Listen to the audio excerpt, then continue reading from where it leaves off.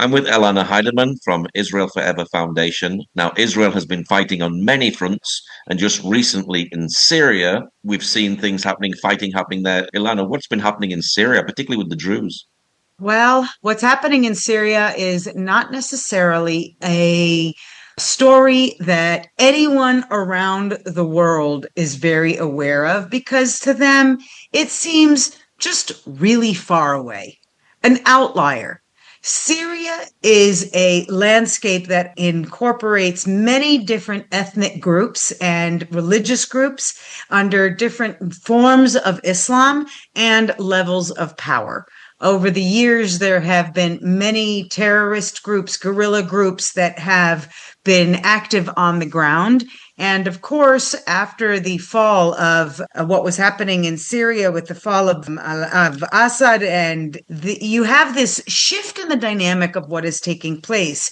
In that space, a leader emerged, al-Julani, and he took upon himself to become the face of the new Syria.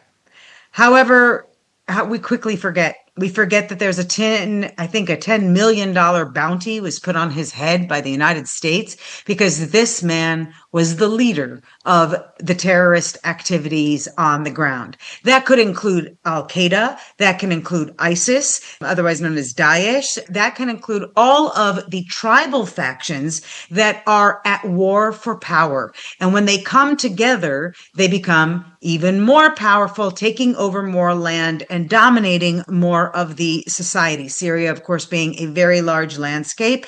And they have the infiltration of the various coalitions that they have with other terror supporting states like Iran.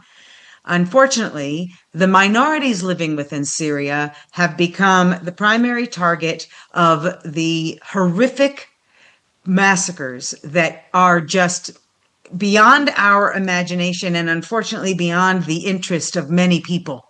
They're just minorities. As I said, it's Syria. It's far away. It's not connected to us. Of course, we have to juxtapose this with how the entire world seems to care about Gaza and Gazans, but they don't necessarily have any understanding of what's happening in this entire region in the Middle East and this reworking that is taking place, Syria being a good example of it. Unfortunately, these minorities are now becoming the target of these terrorist activities, and the scenes we are witnessing on live recordings are examples of October 7th, examples of things that took place during the Holocaust, and the Druze population is being genocided. It is being wiped out. Entire families, entire communities are being, in the Sueda area, are being completely wiped out and raped and mutilated and beheaded and brutalized. They were forcing young men to jump off of balconies or be shot, and many were both shot and then thrown from the balconies. We know of the stories of things they have done to babies and to women and to elderly, but we are watching point blank murder as clearly as possible on these feeds, and the world is silent because it's Syria. It's just really far away. It really doesn't have anything to do with us. And so therefore that disconnect has enabled a world of bystanderism while the Druze population, and before them the Alawite population on the very early days of this upheaval in Syria, where they were the first victims, and now the Druze. But I want to make specific mention also of the Christians, who have continuously been targeted under Muslim governments, but very often that is silenced. At the same time, we see Israel being accused of absolutely every horrific blood libel under the sun, and a blood libel it is. Most, if not all, of the accusations that are leveled against Israel are categorically proven to be untrue, to be fabrications, exaggerations, outright lies that are put together by the very well-oiled propaganda machine. Unfortunately, if there are no Jews, there is no news, and so therefore the Druze population is falling victim every hour of every day that this has been taking place. The Druze population, you should know, is also lives and thrives within the state of Israel. In the Golan region is their largest population, and these communities are just beautiful gatherings of kind-hearted people who simply pursue peace with their faith and their lifestyle. They serve in the Israeli army, and unfortunately were victims also of the ongoing war that Hamas and Hezbollah are targeting on Israel. And we have the attack on Majd al-Shams and the 12 Druze children who were murdered by a missile while playing soccer. So in Israel, the Druze are a people we connect with, we identify with. And we have even the Druze in Syria who are begging that Israel will take on the Druze region of Syria as an Israeli territory. So what is happening in this place that is so far away, that does not really connect with most people in mainstream anywhere, a story is unfolding that everyone must be aware of, everybody must be speaking out against and learning from as we try to figure out how to navigate what's happening in the world today. How have the Druze community in Israel responded to what's happening over the border? Are they wanting to go and help their brothers? They right away, we had whole groups of Druze men who were going and joining the forces of defense against the al-Julani's terror networks, which includes, we want to mention, their local police. The civic police is actually involved. This is not just extremist groups, but it does also include, and we know because of the patches that they have on their uniforms that they're wearing. And so there's ISIS, and there are other groups, Al-Qaeda, that are represented there in these extremist tribal units. So the Israeli Druze have been crossing the border, and they have actually been working in conjunction with the IDF in order to do what they can to save as many lives as they can. Many Druze lives were saved by bringing them into Israel, into safe zones. Israel has also been helping by providing medical care and humanitarian aid. We are the only country at this time. I repeat, Israel is currently the only country providing aid to those being genocided by the extremist Muslims. What does that mean? We are in a 9-front war, and we are the only country providing help, providing humanitarian aid. Our financial reality here at 2 years of war is, collapsing itself, and yet we provide the aid. And so when the Druze of Israel go into Syria, they do so as Israelis and as proud Israelis, many of whom served in the army, as I mentioned. So they're really very actively involved in trying to save as many as they can. So Israel really is responding to this and actually helping the Druze community in Syria, aren't they? Absolutely. And the only one. And that's the thing that really is shocking, or maybe pathetically, it's not so shocking. I'm not sure. But it's a very precarious situation to see that all of the nations of the world continue to raise a voice against Israel, fighting its own defensive war and preventative. I'm trying to shift the language to encourage people to see that it's not just defensive in nature, but the wars that Israel is fighting are preventative, so that we can make sure these things can't continue to happen if, for example, Hamas continues to rearm during any ceasefire, which we know now is what they have done since the last ceasefire. We know that because missiles continue to be fired from the Gaza region onto Israeli communities. Similarly, with the North, we have to tell the world and demand of the world that they recognize Israel's role in saving humanity.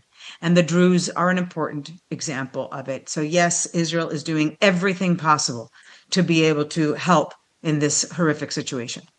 Christians being massacred as well in Syria? Yes, as I mentioned, Christians have long been targeted for persecution under Muslim governments, and those types of persecutions now are getting increasing in awareness, unfortunately, not enough. Many people do not realize the extent to which Christians are being targeted. Very recently, they went in and they just shot up a church on a Sunday. And then just, was it yesterday or 2 days ago, that one of the oldest churches even in Canada was burned to the ground.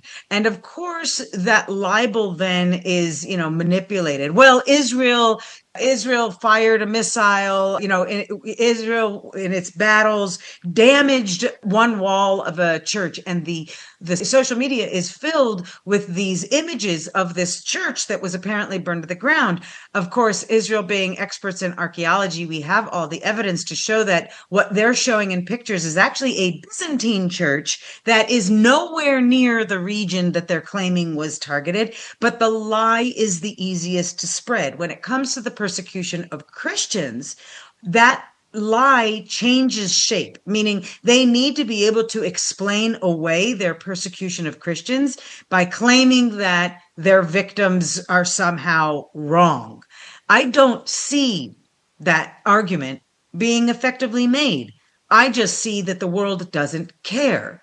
Because if the Christians in whatever, Syria or any region that is under Muslim dominance, they get attacked, then it disappears from the news. There's no continuation to the story of the persecution of Christians. And I believe that is because there are so many Christians in the world who don't feel persecution. There are Jews who are like, yeah, I know there's anti-Semitism, but I've never experienced it. It doesn't really affect me. It's not in my community. And so it's easier for them to not really grasp the significance of it, such as, for example, those who support jihadist leaders that are rising in American politics. I'm using that as an example with Mamdani in New York, who hands down is a jihadist. You have another in Minneapolis and another in Michigan. I mean, all throughout the United States, the people who say, well, the hatred, I don't really feel it. And so they don't internalize the messages that are spouting the hate and the calls for murder when these leaders make them. Instead, they use apologetics. They say, oh, that's okay, because I like their domestic agenda. They don't realize, of course, that at the bottom of the domestic agenda, underneath all of their taqiyya lies, is the desire for a dominance, a takeover, a caliphate where the entire world, and there are more and more interviews coming public about people being very outright, yes, the entire world will be Muslim. I think that when it comes to Christian persecution at the hands of Muslims, also you have many Christians who say, it doesn't affect me. I've never felt that. I don't think it's going to happen. There are too many Christians in the world for this to happen. And we need to help everyone wake up. Because as Holocaust survivors would always say, what are we waiting for? To have more people come home bloody at the end of the day before we do anything about it? So I think that the Christian world could be learning from Israel and seeking preventative measures. What can be done? Because it is only going to get worse. And anyone who does not believe so is living in denial and is unwilling to see that there is a certain writing on the wall, the dangers of extremist Islam, even moderate Muslims are afraid of, which is why you do not have anyone speaking out, not even from within the Muslim world. And that's what we all wish we could see. So at this point, we need to do everything possible to be garnering the type of voices and passion and empowerment that can bring those who want to see a stop to the suffering of Christians, as well as Jews and moderate Muslims. We want to see it all come to an end. Nobody has that answer, though. Nobody knows how to do it.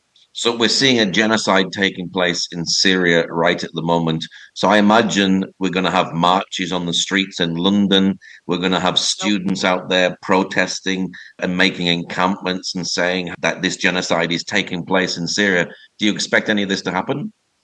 The Syrian attack has started. There has not been a single encampment. There has not been a single protest. There are no letters being written, reels being made. There is absolutely nothing happening from the voice of the world against this massacre. Why is that? What are people so afraid of?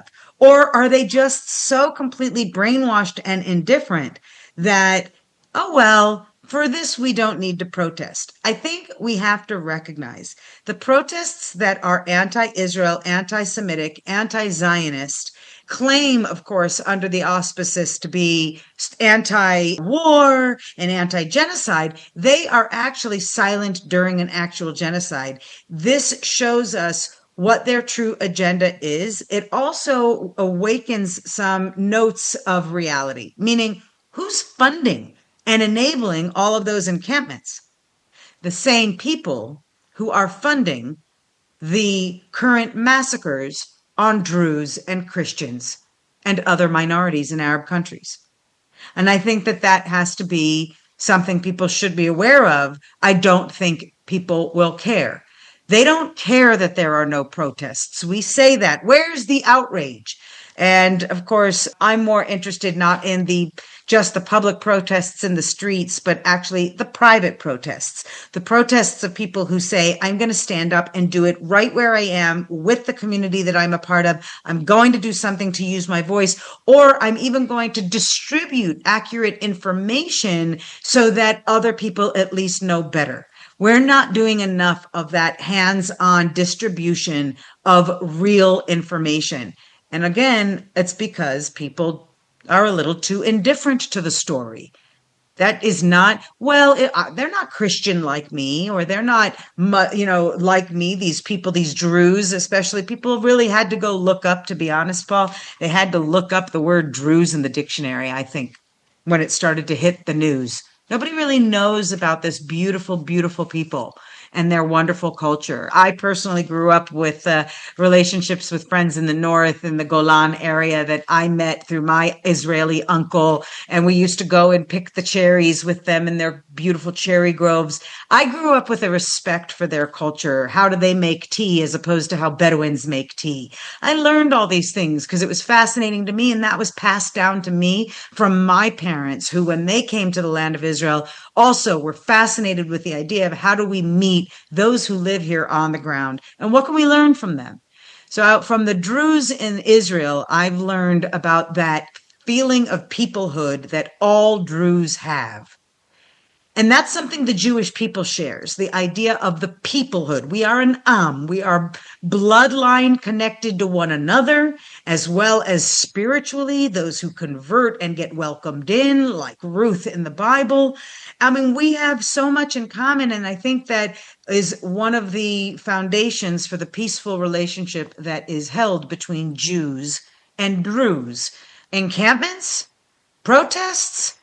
Who's going to be their leader? Who's going to fund them? And what would their goal be?